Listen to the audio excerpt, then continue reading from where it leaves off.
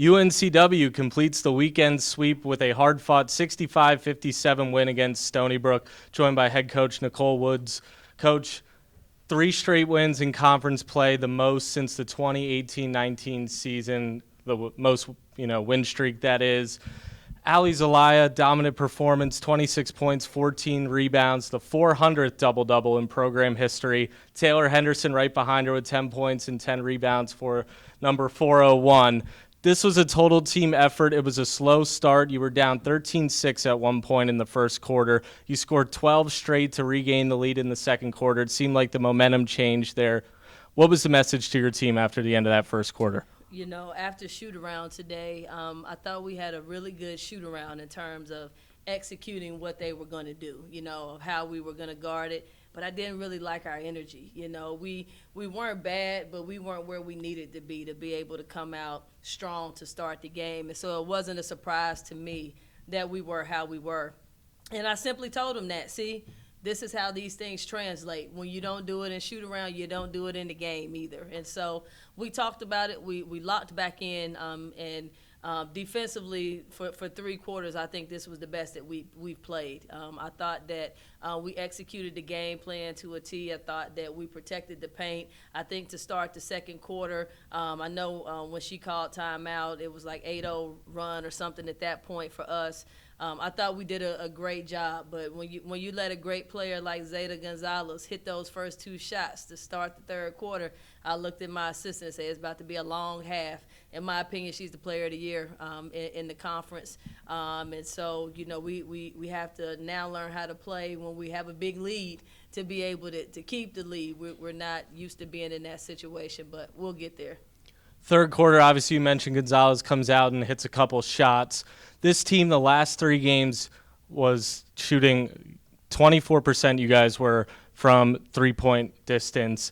Kate comes out, hits a couple threes in that second half. Allie hits 1. 3-point shot started to fall. It was another solid quarter. You built the lead up to as many as 21. And then to start that fourth quarter, Stony Brook goes on a 13-0 run to begin the fourth. This seemed like a roller coaster ride, lots of ups and downs for both teams. How did you settle your team down when they cut the lead to 8, midway through that fourth quarter? Evan responded with the big 3, and really you guys never looked back. Yeah, it's a delicate balance because you want to play a possession game. We always want to score in transition. So if we get out and we have an open bucket, of course we're going to take it. But then after that, we want to run offense. And so it's a delicate balance between making it a possession game, but just slowing down. And I felt like our pace slowed down a lot, which is why we weren't getting a lot of shots that we normally get. That then led to long rebounds and led to run-outs and different things for them. And so, of course, we're not happy with them shooting 80% in the fourth quarter. But it gives me some things to show in film for us to be able to improve upon. And at the end of the day, we made enough plays down the stretch to be able to win the game. So happy about that. 12 wins, 6-3 in conference play. I'm sure you're super happy with that right now, but knowing you, the job's not finished. Mm-hmm. What are some things you can do, moving forward to keep this momentum rolling? Well, at the end of the day, we're getting ready to play the top half of the league. We play Charleston twice. We play A&T twice. We play Elon here at home. We've got to go to Drexel. And so we're getting ready to see what we're made of. We've done what we, done a good job. We're still upset about the Towson game. In our minds, we should be 7-2. But, we've done a good job to start, but it's all about the finish. It's all about the finish. February is the hardest time for all teams. Everybody's tired. Everybody's got something that's hurting. And so now we really have to hone in defensively and use this to be confidence builders for us going into this month of February. Looking at a macro perspective real quick, just going back to before the season start, using your words, the best turnaround in the country. And I don't know if we can quantify that at this point. 9 games left, and you just mentioned it is the top half of the schedule you think still to be played. But where do you think you are with that right now, given the fact that 9 promised left and, knock on wood, hopefully more after that. Right. But where do you think we are on that right now? I don't know, but I tell you what, we want to win every single one of them to be able to put ourselves in that category. And, I said that in my intro, press conference for, media day this year because I believe it. I believe in this group. I believe I knew that we would. It would take us a little bit to kind of gel with having 9 new players, but I knew once we got it that we could be very dangerous. And having players like Allie playing the way that she is, and Taylor, I thought she was tremendous defensively today for the most part.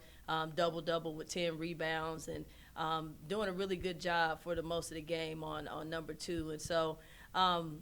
I think we can have the number 1 turnaround in the country. I believe that, and so do my players. Coach, we've talked about slow starts, and that kind of happened today. But this was kind of a stark contrast I saw.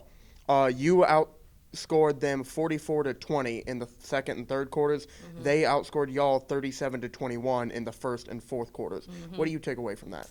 Yeah, I mean, like you said, we traditionally are a pretty good second quarter team, and we did pretty well in the third quarter today. But it's all about, for me, and we usually do pretty well in the fourth quarter. That first quarter is always a tone setter, and it's something that we're trying to get ironed out to get us going, and mainly defensively. When we get stops defensively, then we're able to get out and transition, which is where we are best. And then different folks are able to get touches and everybody's happy. And so we definitely want to make sure that we're executing it at all times at the best that we can. One of the things that you've mentioned and a lot of the players have mentioned all throughout the season is rebounding. Mm-hmm. That's been a big struggle for this team. It's been a big concentration for this team. Obviously, we talked to Allie with 26 and 14. Taylor also had a double-double with 10 and 10. You won the rebounding battle by 8. What does that say to you? How do you think y'all have improved in that category?